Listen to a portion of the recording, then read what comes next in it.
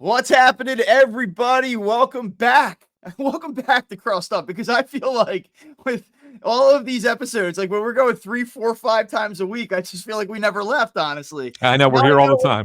now I know what it's like to host a radio show. We're here grinding every day for you. Phillies win game 1 against the Arizona Diamondbacks. It probably could have been easier than it was, but it was still a big time opening statement for the Phillies. I'm Bob Wankel. Anthony Sanfilippo's here. Anthony, you covered the game last night. You were there. I was not. I will be there tonight with you, doing the 1-2 punch of Crossing Broad coverage. I guess, I'm going to let you kind of take the lead here and tell me what your big takeaway was from the Phillies 5-3 game 1 win. They imposed their will right off the bat against the Diamondbacks, and I think that was important because all you heard about coming out of Arizona camp is that, oh, well, we're prepared for this, we're ready for this, we're not going to be affected by this, and it was like, oh yeah, watch. And then boom, boom, boom. 3 of the first 12 fastballs that Zach Gallen throws in the game, the Phillies put in the seats in the outfield. And it was basically like, yeah, were you prepared for this? You ready for this? And that was it. To their credit, Arizona didn't wilt. They did stick around, and they did make it interesting late in the game. But I think that the biggest takeaway was just that this team is locked in, man. They just are, and they're not going to let anybody come in and rain on this parade this year. I think that they want it bad, and you can see it, you can feel it, you can sense it in everything that they do and everything that they say. And I think that you just watch it happen. They don't do.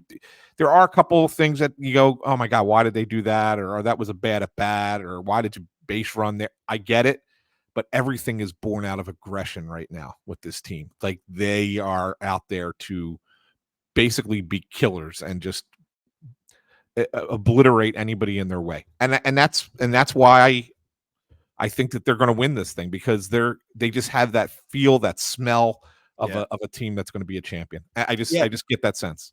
They certainly have the look, and they are in attack mode, and they are the aggressors here. And they come out and they punch Zach Gallen in the mouth immediately last night. Kyle Schwarber, 117.1 miles per hour, 420 feet instantly. It's just like this immediate, hey, this isn't going to go the way you think it's going to go. And you said it. Arizona did recover. They, to their credit, hung in there. They made it a game late. There were some tense moments, but they definitely were caught off guard at the beginning of that game, and the Phillies used it to their advantage. And I think that to some degree, the experience and just where the Phillies are at and the way that they play, I think it really worked to their advantage last night.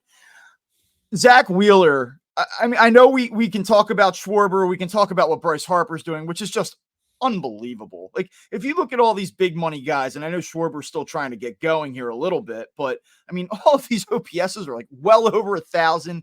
They're all contributing. Like Trey Turner last night was 2 for 4. He's hitting 500 in the postseason, and I feel like he's an afterthought to some degree because of what Castellanos and Harper are doing. I mean, it's truly remarkable. But for all of the offensive fireworks, 3 more homers, Zach Wheeler, like, here's a take about Zach Wheeler. His ERA is not an accurate reflection of how well he's pitching, and his ERA is good. It's sub-3 in the playoffs. But I mean, he has been utterly stingy when it comes to putting base runners on. Like, you can hardly even reach base against this guy. 3 Diamondbacks in 6 innings last night were on. And again, similar to what we saw in his start against the Braves, 2 of them scored.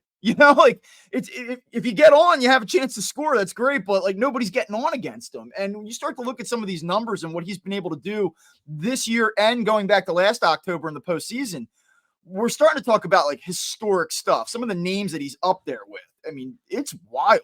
Yeah, I mean, it's next level, Bob. And I was actually having a debate in our still ongoing Crossing Broad Slack chat that never ends, with all of our old colleagues, over what it means to be like, does clutch really exist in baseball? Mm-hmm. And I'm sitting there saying, how can you watch what Bryce Harper does in October, last year and this year, and not think that clutch exists, because it's another level. When you're that level, when you're that kind of player, you are able to bring the game, slow the game down to the point where you can be that dominant and do things that no one else or very few people have ever done in the history of the sport.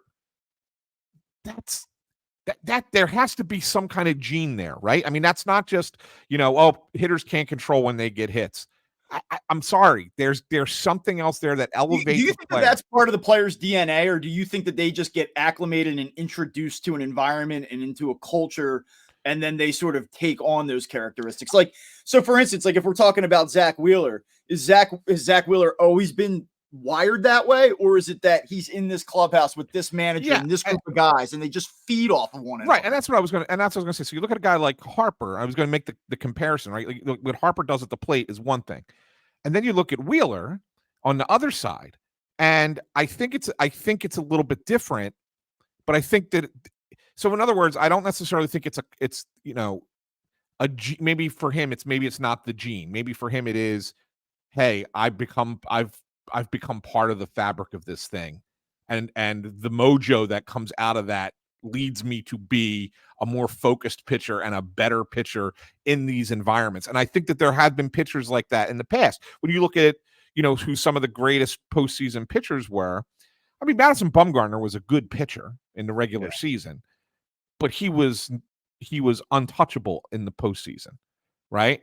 I mean, so that it's not like Madison Bumgarner was a multi-time Cy Young Award winner who was then dominant in the playoffs. He was a good regular season pitcher and he was an all-star pitcher, but he was unhittable in the postseason.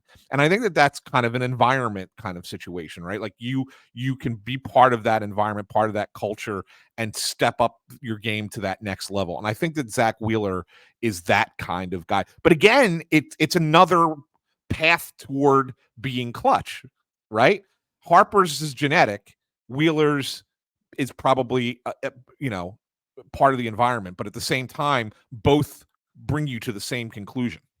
Well, whatever it is, it's unbelievable, and what he is doing is crazy. And I started compiling some of the numbers for the newsletter this morning, and when you look at him, you have to do a double take. Like I'm on his baseball reference page, going like, did I get this right? Let me make sure I have this right. I mean, last night he gives up the leadoff single to Corbin Carroll, and he comes out and he gets the next 15 guys. And we talk about the Phillies hitters, and you wrote about this morning on Crossing Broad about ambushing Zach Gallen, but like. Conversely, I feel like that Wheeler had them on their heels early on. Like it was a collective effort of the Arizona Diamondbacks just not being ready from the first pitch. Like they just weren't ready. And, like Wheeler, when you go into the sixth inning and you see 0-0-0-0-0 across the board, like, you give that offense a little bit of time, like to get going. Like I think that what happened last night, and I don't want to get too far ahead because I want to wait a minute to talk about game two, but what I wonder is, it felt like to me the story of last night was certainly the individual players, but the rhythm of the game was Arizona wasn't ready at the start. By the end of the game, they figured it out. Did that give them any confidence or anything that they can build on going into game two? Like you can sit there in the clubhouse after the game, right? And say, yeah, all right, like we got it now. We got acclimated. We gave them a little bit of a scare late. We'll go get game two and split this thing. Like that's what they have to be telling themselves. Whether or not there's any validity to it or not, I don't know. Yeah, it's a good question. I was talking with one of the Arizona writers on the way out of the ballpark yesterday, and he was a little perplexed that there in that first inning, Carroll gets that broken bat hit. And it was a bloop hit. It was a lucky hit, but he got a hit. But that they really didn't play their game at that point.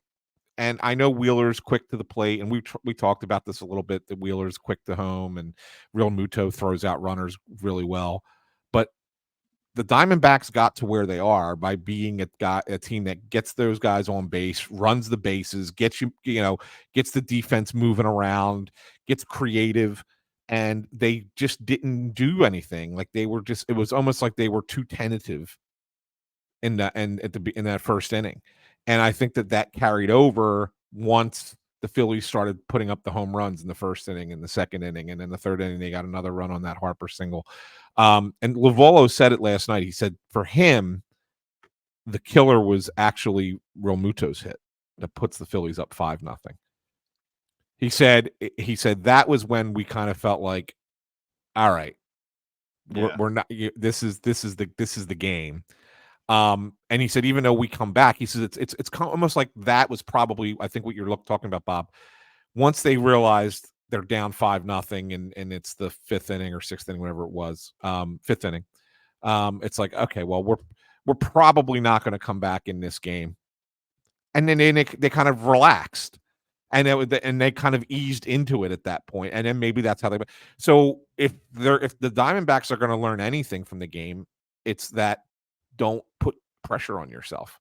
Right. But how is it easy to not put pressure on yourself when the other team's coming out and attacking you the way the Phillies did? Like if the Phillies get up again 1-0, 2-0 tonight in the first inning, like if you're Arizona, are you suddenly going, no worry, no pressure?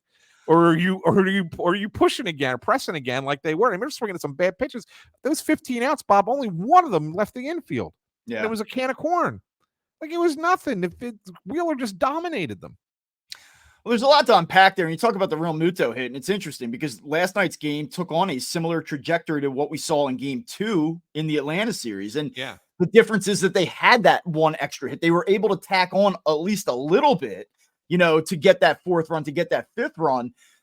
If Real Muto doesn't get that hit, you do wonder what shape does that game ultimately take. And if there's one thing that you want to talk about that's a little bit negative right now about the Phillies, it's like they have this pattern of, with the exception of, I guess, game 3 against the Braves. Right. They've had opportunities to just bury the opposition right away. I mean, like last night, that could have been 7-8-0 instantly. They had the opportunity to do that to Strider in game 4 against the Braves. They did not. They left a ton of runners on base. And it's not even so much like total men left on base or hitting with runners in scoring position, but just contextually, they have these opportunities where you think that the thing is getting away from the starting pitcher, and they kind of let him off the hook, which is crazy to say because he scored 5 runs and they beat up Zach Gallen. Yeah, well, I want to ask you a question kind of off of that, because I agree with everything you just said. But do you feel like, because there's been this has kind of been out there as well since last night. Do you feel like the Phillies were unlucky last night? Because I don't. I look at all the outs that they made with runners in scoring position, and there were 2. I'll give them 2. You have Schwarber's ground ball that Walker knocks down and then throws out Marsh at the plate. Yeah. But you got to remember, yes, is that ball hit hard? It is. But Christian Walker is the best defensive first baseman in baseball, right? And you hit it right at him. Yeah. So I don't know. Is that unlucky? The Schwarber at bat is the one that I would probably have referenced, but there's 2 different ways to look at that. You're like, well, all right, here's a situation where you got to elevate the baseball, and you can hit the ball 72 miles an hour. You can have 72 mile an hour exit velocity, but if you hit it out there 280 feet, you get the run. The run scores. He hits the ball 111 on the screws, but he doesn't elevate it. So, like, is it bad luck in terms of like the contact that he produced? Like, it is in terms of how hard he hit the ball, but he didn't launch it the way that you need to. So and he gave himself a hard time for that after the game. Yeah. Like he was mad at himself for that. I mean, you hit a ball 111 miles per hour. Normally you're like, all right, I got a good piece of that. Just bad luck. He didn't. He said that he didn't do the right thing in that at bat. So like, I think that you're spot on with the way you just analyze that. And then the only other one that you say maybe, like I said, 1, maybe 2, Alec Boehm had a line drive to shortstop with Turner on second base. Yeah. It was right at the shortstop. Yeah, I think it was like 95 or 96 miles per hour, right? So that's it. Other than that, every other time the Phillies had a chance to put runners to score somebody, it was either a weak contact or a strikeout. Yeah. I mean, so let's I don't want to get into that whole it was bad luck. The Phillies could have had 8-9 runs. Well, yeah, they could have had 8-9 runs if they had a better approach in those at bats. Not that they got unlucky that they didn't score more runs. No, I'm with you on that. And that's like one little annoying thing that's kind of lurking in the background. But again, like we're talking about a team that's lost a total of 1 game this postseason. They get a great win at home. They're getting a lot of terrific individual performances. Like, how many times did we go through during the regular season and say, well, if they can get 2 or 3 of these guys rolling all at the same time. Well, guess what? Like they are right now. They are getting that. They're getting a lot of these guys all together contributing. You know, you look at their lineup last night, every single player reached base at least one time. 7 of the 9 starters had a hit. Only Bryson Stott and Alec Boehm did not have a hit. And again, I want to kind of file this away. I don't want to bury the lead. I have a couple more things on Wheeler that I just want to hit on first. But, you know, everyone is kind of contributing here. I do want to talk about the Boehm Stott thing, though, before we get out of here. Just a couple quick things on Zach Wheeler, because, like, you know, you've probably seen, if you're on Twitter, the tweet about how he has the best whip amongst any pitcher in postseason history that's thrown at least 40 innings. He's better than guys like Mariano Rivera. Like, it's crazy, right? But like, you just look at this year, he's 3-0 in the postseason with a 2.37 ERA, a .632 whip. He has a 26-1 strikeout to walk ratio in the postseason right now. I mean, like, that is absurd. And then I think about my lifetime and the big game, big time pitchers that I've seen in the playoffs for this franchise. And the two that jump off the page at me, and I know Roy Halladay threw a no-hitter, I get that, but it's Cliff Lee and it's Kurt Schilling. Mm-hmm. So I just went over to their baseball reference pages today. I said, well, what do their whips look like? Cliff Lee, 0.93. That's awesome. It's pristine. Kurt Schilling, 0.97. Like, that's the stratosphere in which the Zach Wheeler is currently operating here. I'm not telling you that he's a Hall of Famer. I'm not saying that we got to get ready to go to Cooperstown or anything like that. But when you talk about big-time postseason pitchers, Zach Wheeler has to be now in this conversation based on what he's done across the 7 or 8 starts that he's made the past 2 Octobers. Yeah, I mean, he's just on another level, Bob. Just really is. I mean, I don't know how else to describe it. You watch him pitch in a game, and he's really locked in, and he gives you his best stuff. 5 innings guaranteed. 6th inning, he usually gets you through it, right? And then after that, it kind of becomes, okay, does he peter out a little bit, maybe? But it doesn't matter, because when you have the arms that they have behind him, although we could talk about the dance that the bullpen had to do a little bit last night with Sir Anthony, like, you feel confident that that's all you need. And so if he's giving you 6 quality innings every time out with the offense going the way it's going, you're not going to lose his games. You're just not. And they did to Atlanta, I know, but because what happened there at the end. But for more 90% of the time, he's going to put you in a position to win. He's going to put you in a position to win the game. Yeah, that's it. Yeah, absolutely. He, in 3 NLCS starts, 19 innings pitched, he's put on 8 base runners. 8 in 19 innings in the NLCS.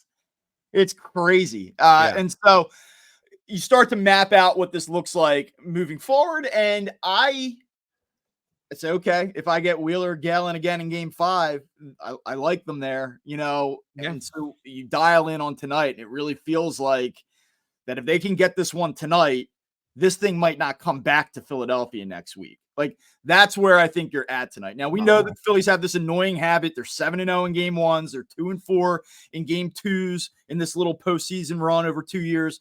Historically speaking, they've been really good in game 1s, not game 2s. I don't think that matters, though. Like, I don't think that what the 08, 9, 10, 11 Phillies did in game 2 has anything to do with this team. But we've talked about this. We talked about this after the Atlanta game, in the game 2 against the Braves. They have this annoying habit of getting off to this fast start and then saying, like, here you go, opponent, get back into the series. So now tonight. Well, let me ask you this question, though, Bob. Let me ask you this. Of all those game 2s, how many of them have been here? I guess none of them, right? One. Or just the one against the Marlins. Yeah. Yeah. That's it. Yeah. It's the only one. And so I think that it's a thing, but it's a real thing. They're 27-11 all time at Citizens Bank Park in the postseason.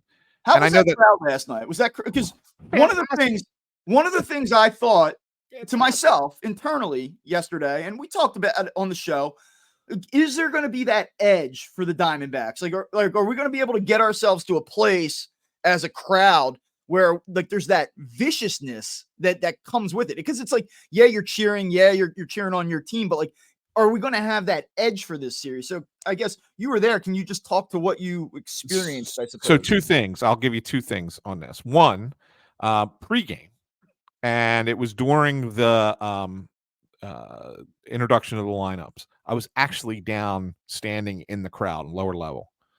And, we talk about how loud it is from our perspective in the press box. But we got to, we do have to remember a little bit that we're indoors, right? 3/4 indoors anyway. They got the windows open, but we're inside, and we're back. We're on the second row of the press box, so we're back a little bit from the crowd, and it's loud as hell. Yeah. I went down into the crowd to go see someone that I knew at the game, and I couldn't hear myself talking to the guy who was standing right next to me. That's how loud it is down there. So that's number one. And then number two, and I put a tweet out about this, on Harper's single that scored Turner that put them up 4-0. That was louder than at any point during the Brave series. That building was insane. And then there's somebody put a tweet out, I think, with the decibel level was like at 111. Like, Yeah. I mean, it was remarkably loud yesterday. I think the fans are at the same level. And so we talked about the team having that feel. I think the fans have that feel too. I don't think that it matters who the opponent is. Of course, I think this fan base would love for the Phillies to go to the World Series and have a chance to get revenge on Houston. But guess what? If it's the Texas Rangers, the fans aren't going to be a little bit less. Oh, because it's Texas. They're going to be just as fired up. And it's what the thing. So the energy is there. And it's real, Bob. It's real. Believe it. They are a teammate. And it's something that you don't have often in sports. You have it for this. This is a 10th player for the Phillies. The Diamondbacks, again, they say they're prepared. I was talking to a guy, again, from Arizona, same guy, who said that, we were talking about how they were pumping in sound out in Arizona for them to kind of practice. And there's a guy that I guess that does some sound stuff for them. And he's saying to them, you got to make it louder. And they're like, no way. We can't make it louder. And he's like, I've been there. You've got to make it louder. And he kept telling them they have to make it louder. And he didn't think that they got it loud enough. Like this guy who was working the sound thing in Arizona, who's been to Phillies playoff games last year. It's like this self-perpetuating thing now too, where Yeah. people are going down there and they're like, okay, we have a standard that we have to meet. Yes. Like, we're going to be loud. It's Yes. not like right now it's like fun. It's new. I mean, I know they did it last postseason, but it's like the national story. It's like a supplemental narrative to this whole postseason drive. It's going to eventually, if the Phillies can sustain their success, it's going to take on an annoying quality like the Seattle 12th man, where you see every broadcast, the decibel meters going up and down. And but Bob, yeah, I mean, I'll tell you that. But the other thing, like, there's things that are happening, and I pointed it out to you the other night in the clincher against Atlanta, and then more people were doing it yesterday. The Bryson Stott walk up now, right, with the AOK. And not only are they now is the entire crowd finishing the verse of the song after it stops, right? So like the music stops and they finish the verse of the song. So that's a thing that's kind of carried on since right before the Grand Slam. But now the fans putting on the flashlights on their phones and waving their arms back and forth every time he comes up. I mean, there are a lot of things that are becoming a standard for the Phillies fans. And that's awesome. It's awesome that that's a thing, because it's like, you never know what's going to organically come out of something like this. Yeah. But that's what makes it special. That's what makes it fun. That's what makes it something everybody wants to be a part of. I was actually talking to Tim Kelly of Phillies Nation last week, and he reminded me it was probably right around June. Like, I guess Girardi had just gotten fired, and Bryson Stott started to get more playing time. And I looked at him and I said, with this walk-up song, I have a feeling about this song. Like, if they are good and they can get into the postseason, like, I could see this being a thing. Now, I had no idea it was going to turn into, blackout and cell phones and like where it's heading. But like, I just kind of pictured the crowd more or less like singing along with that song as he came to the plate. And Yeah. it's kind of cool to see it evolve to that point where it's not just, hey, we're really loud and we're Philly and we're obnoxious. It's like there's like nuance to what's happening down there. And it's really cool to, you know, I'm not a big like the networks have to be praying to God that the team A wins this series because of ratings. Like, but if you're Major League Baseball, Oh my you're any media outlet that has a stake in the outcome and viewership and interaction with these games, I mean, my God, yes. you know, no offense to the Arizona Diamondbacks, they're a good team, and like I'm not trying to devalue what they are, but like one team is tremendously compelling, and the other team is the Arizona Diamondbacks. Yes, You know? exactly. You're exactly right. And to your credit on that story, and you didn't even know this, but so last night I ended up sitting next to Tim Kelly after a while. The King left his throne, and so I went and sat. What time did the King hang till last night? The third inning? The King left. Yes, it wasn't even in the third inning. I think it was the bottom of the second that the King walks down to me. Our seats got slid down at same row, but we got moved down the first base line a little bit. We're closer to first base than we were to home plate. And King walks down to me, and he goes so our seats, it's a little inside baseball stuff for the listener, but our seats are right behind the plate, and it's usually the King and then us. We're the two seats next to Howard. We got pushed down that same row, and because they gave 2 extra seats to the Associated Press. I guess AP put in for multiple people, but Gelston said they're only going to have one person, so he doesn't understand why they gave the AP those seats. So Tim Kelly took one of them. And then once the King got up, I didn't want to sit in the other. Some other guy was sitting there by that point. So King comes down and he goes, "Hey, if you want to go back to where you're normally watching the game," he's like, "I'm going to go shake hands with a few people down in the club level." He says, "You can have my seat." And I was like, "Gee, Howard, thanks." So I went back and sat with Howard.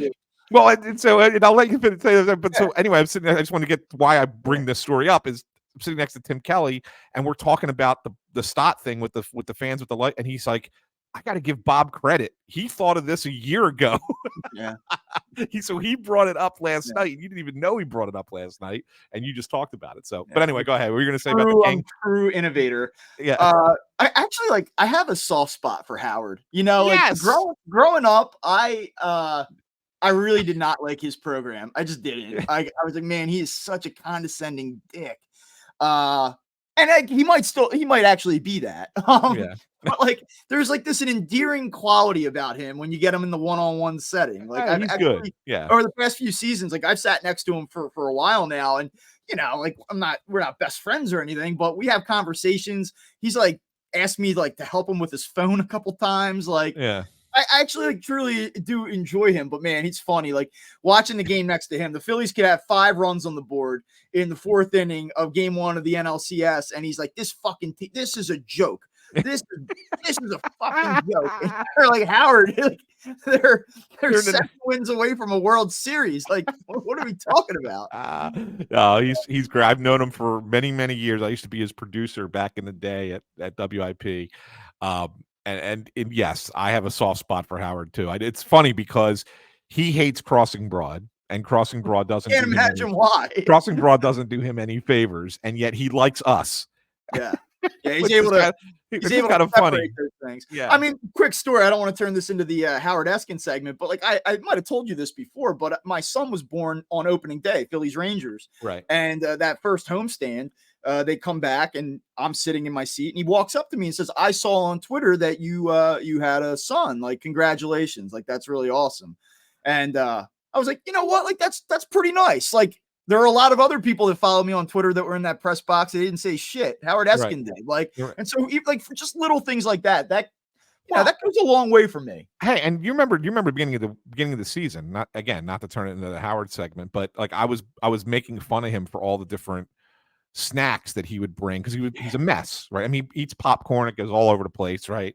So I was making fun of him, and so he started to have food delivered to the press box, just so because he knew I would tweet about it at the beginning of the year, and so like we started getting Tony Luke's delivered to the press box, right.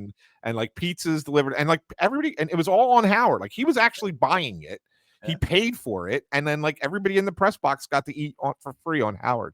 So Good on him. Anyway, Yeah, back to the good on Phillies. him. So one thing I want to do before we just kind of quickly talk about game 2 and then we can get out of here. But before we do that, I do have 2 quick, I guess, questions, points that we can kind of run through here. One, Zach Wheeler comes out after the 6th inning. Did you feel that, I guess, just point blank, was it a good decision? No. Should he No. have gotten the 7th there? Yes, he should Yeah. have gotten the 7th. He only had 81 pitches. I know he had just given up the home run to Perdomo, right? So like the inning before, he gives up the hard single, and then the home run to Perdomo. But the Perdomo home run was, I call it a wall scraper. It was a fly ball that just kept just carrying and carrying. Like at first, I thought, yeah, Castellanos might catch this on the track, and then it just barely makes it over the wall. So it's not one of those lasers off the bat. And you're like, okay, I would have probably given him one more inning so you don't have to go through the song and dance that you'd went through. I mean, with Dominguez not being sharp, throwing a ball away into center field, and getting into trouble, and then Alvarado has to go an inning and a third, right? I mean, that's you don't like doing up downs with him. And I actually talked to Rob Thompson about that yesterday. I said he didn't do up downs all season. Then you tried it against the Braves and it didn't work. You had to take him out because he walked a couple guys. What gave you confidence that he was going to be worth doing it again? Like, to me, it was like, why go back to this if it didn't work the first time? And he said, well, because he was throwing strikes. I get, and that's fair. I mean, I thought Alvarado was a really good story last night that kind of got lost in the shuffle. Yeah, it did. Because he was good and he did throw strikes and he didn't walk anybody. He does give up the one hit, but it was a single to left field with 2 outs, and was able to come back and get the next batter. So, like, I guess it works, Bob. So you can't criticize it too much. It does work, and you keep hearing, and this is a big part of the TBS broadcast last night. It's like whenever this team gets a lead, Rob Thompson's going to be ultra aggressive with his bullpen. He has all the trust in the world in these guys, and he does. Rob Thompson trusts these guys quite a bit. The only thing I'll say about it, like, it's not necessarily removing Wheeler from the game. I probably would have started him in the 7th. It's the rush to get Sir Anthony Dominguez into the game that I guess I have an issue with. And I know that he has shown flashes of being that guy again, but he hasn't shown any consistency of being that guy. So I'm in no hurry to say, here you go, Sir Anthony Dominguez, get one of the last 9 outs of this game for me. So let me ask you this. I'm going to throw this back at you because this is kind of an interesting thing that we're on this topic. So in the inning before, in the 6th, he gets Jeff Hoffman up. Yeah. When Wheeler gives up the home run. And you're thinking, okay, if Wheeler gives up another base runner, he's going to pull him and he's going to go to Hoffman. Why doesn't he stay with Hoffman for the next inning? Like, why is it Dominguez now comes in to start the next inning, start a clean inning? And I asked that because, we looked at Hoffman as such as like this guy who was like one of their dudes in the back of the bullpen, he had the one outing against the Braves that, he gives up the home run in game 2. They don't go to him in game 4. Like when we thought they would. Like he was the one guy that they didn't go to. And again, he gets warming up in the 6th inning of game 1 last night and then doesn't ever come into the game. Why is Dominguez back in ahead of Hoffman when really, I don't know. So I guess there's 2 different ways to look at it. The first way would be that they're trying to save him for the absolute most important critical moment. And if it doesn't come about, then okay, fine, I guess is the pro Hoffman way of looking at it. So they're trying to get through a clean inning, the start of an inning with Dominguez. It's still a 3-run game at that point. Like I guess, but at the same time, like, why not simplify this and say, if we believe in Hoffman more, Hoffman to Alvarado to Kimbrel, right. And 7, 8, 9. There it is.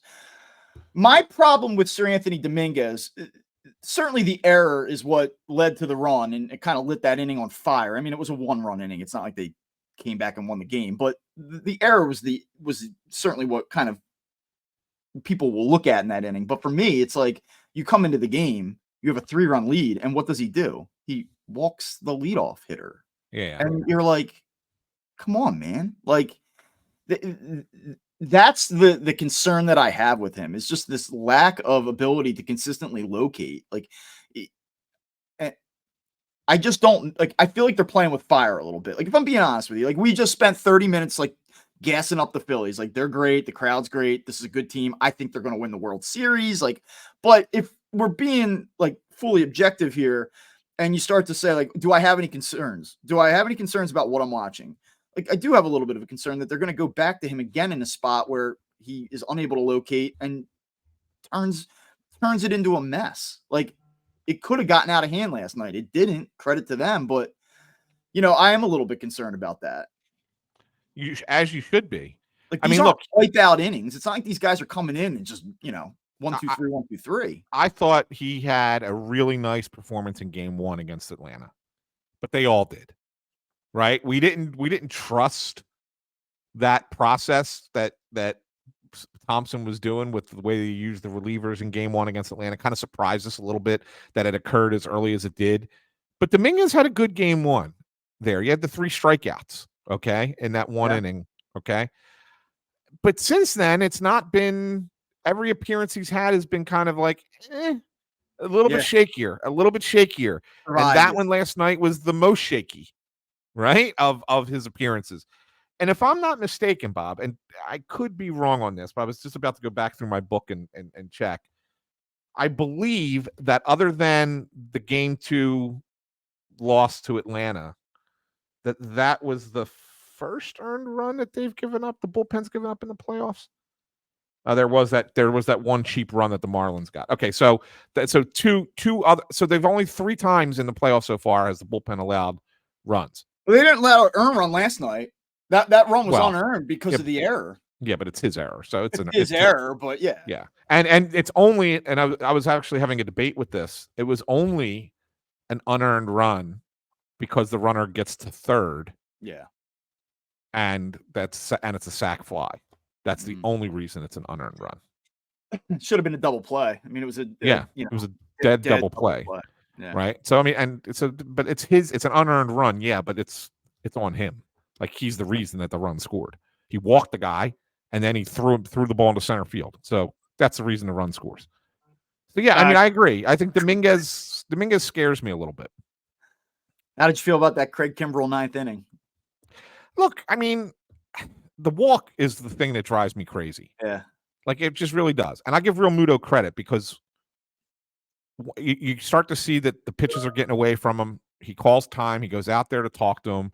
And whatever he says to him, Kimbrell kind of just nods and goes along with it. Like, I kind of feel like that was a Real Muto, get your shit together, Craig. Let's not blow this thing kind of conversation. Yeah. And it worked after that. It was they get out of it after that and end the game with the double play. So yeah, I mean, look, he's another one, but I think bullpens at this time of year are going to have a little bit of that feel. Don't put yourself in the position. Yeah. Like, my one criticism of last night is they left too many runners on base, and you let Arizona hang around. You should have put the game away earlier. Well, let me ask you about, I guess, the one offensive concern that people have at this point. Yeah. Listen, Bryson Stott is sort of gone under the radar in terms of like catching any criticism. He hits the grand slam against the Marlins. Everyone loves Bryson Stott. He's hitting 208 in the postseason. He has not been great, but that said, he does have that moment. He did hit that grand slam. That happened. Yeah. And there's like this sense that even if the numbers aren't great, you still like having him up. Like, he's going to deliver a big hit at some point. Like, you just feel like that's his game. Alec Boehm almost knocked in 100 runs this season. Has been probably their best guy with runners in scoring position from start to finish. It has been a rough postseason for Alec Boehm, and you can get away with that when you have all your stars just ripping the way that they are. But he's hitting behind Bryce Harper. And for that reason, I feel like that this needs to get a little bit of attention. Like, if I'm at the Arizona Diamondbacks, like, and I see him behind Harper right now, why are we pitching to Bryce Harper? Like, yeah. Why are we even letting this guy have these moments? That's a great question. And I mean, I don't think that they were managed very well last night, in all honesty. I think that when you look at what Lovolo did, especially when they brought Alvarado in the game, I mean, he burned his one good pinch hitter. Didn't even get him to the plate. I mean, he sends. I don't know why you look at taking out Longoria and then burning Pavin Smith just to get Alvarado. I mean, you have Dominguez, who's not good last night. Let Longoria go up against. Let a veteran player go up against a struggling pitcher in that spot. Maybe you get the rally going. And he burns 2 players to get to a bench guy who's 6-something OPS against Alvarado. Like, why is that? So I don't think that they were managed well. And I agree with you that why would you pitch to Harper when Bohm's not hitting? There were some questions. Somebody asked Thompson this pregame last night. Said, you thought about switching him and Castellanos because of how well Castellanos is hitting? And Thompson admitted that they thought about it, they talked about it, but they didn't want to move Castellanos because A, when a guy's going well, you don't want to move him out of where he's, don't touch him. He's hot. But B, it extends the lineup. And it really I wouldn't touch that. I would not touch Nick Castellanos right now. But can you flip Bohm and Real Muto? No, I would. That I think you could do. Yeah. Real Muto's actually given you some pretty good at bats this postseason. Yeah. And I just think that I don't know how much more rope you have on this thing. Like at some point you got to do it. And I think he's hitting 167 in the playoffs here. I think it's probably one of those situations, Bob, where they'll stick with it as long as they're winning. Yeah. And that, hope he hits his way out of it. And then if they lose a game and he's still not hitting his way out of it, then they make the change. Yeah. But I think that while they're going well here, they're not going to change anything.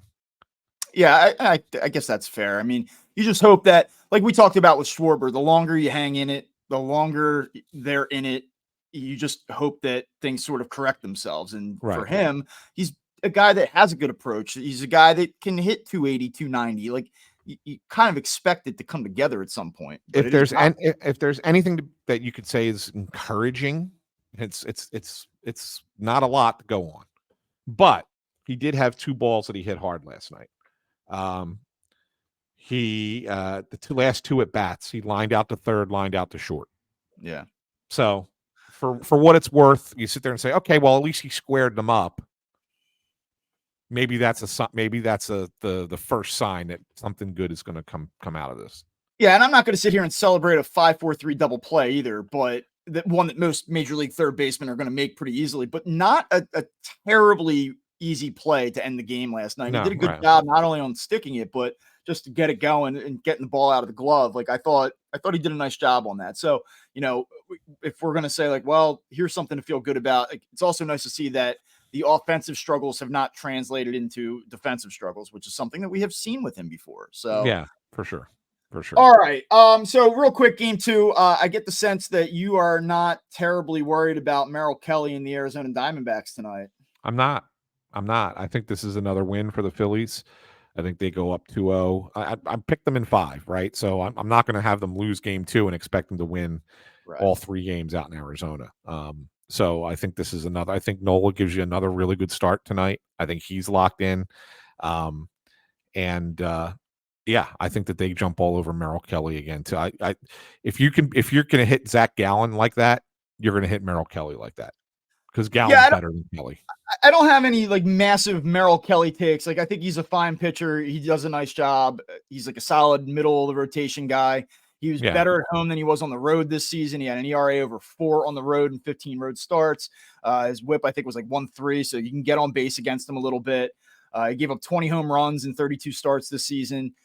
So you can get to him with the long ball a little bit. Like there's not a lot of track record with Phillies hitters against him. That's one thing I will say. If you go in and you look at the individual matchups, not many guys have really had many opportunities against him, let alone success, except for Trey Turner.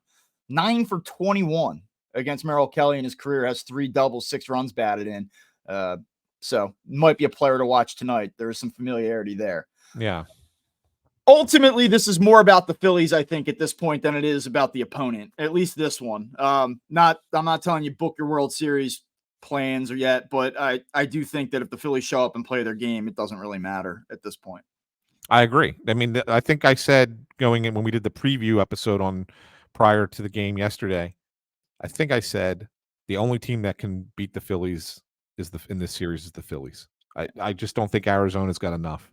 There's a couple of nice players on that team, and I think they're going to be a good team going forward, but they're not ready for prime time, and the Phillies are. And I think that this is a prime time red light game, and I think that the stars will shine again tonight for the Phils. Well, we'll wrap it up there. One thing I will say before we get out of here, though. I do have one. Hold We'll on, get to one last thing. I just wanted to remind you that I had that. I know that we have a lot of newer listeners, especially since they've made the run last year. So there probably weren't too many of you sitting around listening to us back in 2018, 2019. You just think about how negative some of these shows were. Some of the things that we said correctly, by the way, they were well warranted. But just it was criticism after criticism after criticism. And it was almost like a therapy session. And now we're sitting here saying the Arizona Diamondbacks, the Phillies' opponent in the NLCS, isn't ready for prime time. The Phillies are. Like, we've come a long way, man. And it's funny because, and the reason we have come a long way, but the reason is that I think we identified, maybe not the 2018 season as much, but 19 and 20 and 21, we identified that there was enough talent here that should be winning, and it wasn't. And so that's why it was so negative, because it was like, damn it, man, like, you guys should be so much better than you are. Well, I think it also helps that they have an adult running baseball operations now. So I think that's made a massive difference. A huge difference. Dombrowski is unbelievable at doing at his job. So that's the big difference between them. Yeah. All right, hit me with the one last thing. So I actually want to hit you with two last things, but I thought it was kind of like they're both quick, so I thought it would be kind of interesting. One that kind of came out from the in part with the Phillies pregame last night, and another one that came out from outside of the Philadelphia baseball world. So the first thing was, someone asked Bryce Harper pregame yesterday, "Hey Bryce, you're gonna make baseball an Olympic sport again in 2028. What do you think?" And he said that his wife texted him that because it was his birthday yesterday, and she said, "One of your wishes just came true." What do you think of that? Bryce Harper, 5 years away. He would be turning 36. Well, I guess in mid-season. And then Harper also said that he thinks, and this was his response. This was actually kind of a cool thing, and I'm sure somebody wrote about it. I didn't, but I'm sure somebody did. He thinks that Major League Baseball should shut the season down for 2 weeks to let players play in the Olympics if they want to grow the game. So, A, what do you think about Harper at 36 being on Team USA? And B, having the 2 weeks out of the season to let Major League players play in the Olympics? I'm in. I love it. You know, I can see it now. Bryce Harper with the American flag draped over him, and, you know, hitting 480-foot homers off of, you know, somebody from Germany. I can see it. I think it's cool. I like the idea. Like let's do it though. Like, if you're gonna do it, you know, then they should shut it down like they used to with the NHL, or I don't know if they still do. Yeah. But you got to start that now. Like, if you want the whole big production and to really make it mean something like that, that's not something you decide in 3 years from now, 4 years from now. Like, you're going to have to bang that drum that this should be a thing. This is what the league should do. This is how we should plan for it. This is how we should address and try to grow the game. Like, that's a multi-year effort to do that. So I would only want him to play in it if it was an event worthy of his time, or players like him worthy of their time. You know, I wouldn't want to see him just go out there and he's playing in something that nobody cares about. Right. I agree. I think that they should do it. And I always felt like a mid-season version of what we get from the World Baseball Classic would be so much better, because pitchers would be kind of at least, you know, ready and you know, be able to go more than an inning or two than they are in March. So I think you get a little bit better representation of the game. So, like, I'm all in favor of it too. Here's the other thing I wanted to bring up. Did you see Trevor May on Twitch with his retirement announcement? I did not. So Trevor May announced his retirement after I believe it was a 10-year major league career, 34 years old. Who's Trevor May? He was a relief pitcher, bounced around several teams. If I'm not mistaken, I think he was in the Phillies organization at one point. Yeah. but was on the Oakland A's and retired. And on the way out the door, after he announced his retirement, absolutely laid into Oakland A's owner John Fisher, told him to sell the team. That and like, I mean, the things that he said were just like, I've never heard an athlete say that about an owner before in my life. I mean, it was I'm going to pull up the actual quote because it was fascinating as to what he actually said. Well, I'll buy you 10 seconds here. Yeah. Trevor May in 2012 was actually the Phillies' best prospect, according to Baseball America. He was ranked 69th in all of baseball. So what could have been? They traded him to the you know how they got rid of him? They traded him to the Twins along with Vance Worley for Ben Revere. Wow. Is that what that was? Yeah. Yeah. Okay. So here's the quote. There's a couple of them. Sell the team, dude. Sell it, man. Let someone who actually like takes pride in the things they own something. There's actually people who give a shit about the game. Let them do it.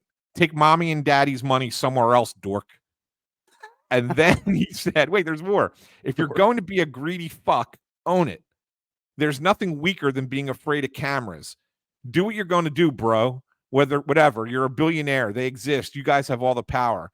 You shouldn't have any because you haven't earned any of it. But anyway, whatever. I mean, I like that you called him a dork. Like that stings. I know. That stings. That's fascinating, right? I mean, have you ever heard anything like that where a player No, just absolutely this is a guy that paid him money, that paid his contract. That's beautiful. That's beautiful. I guess Trevor May is transitioning into a career, post-playing career, something media related with those comments. That'll definitely put him on someone's radar. So good. Well, there you go. Well, listen, if you're listening to this before tonight's game, which presumably you are, whatever time you're listening to it, if you're going tonight, you better go now.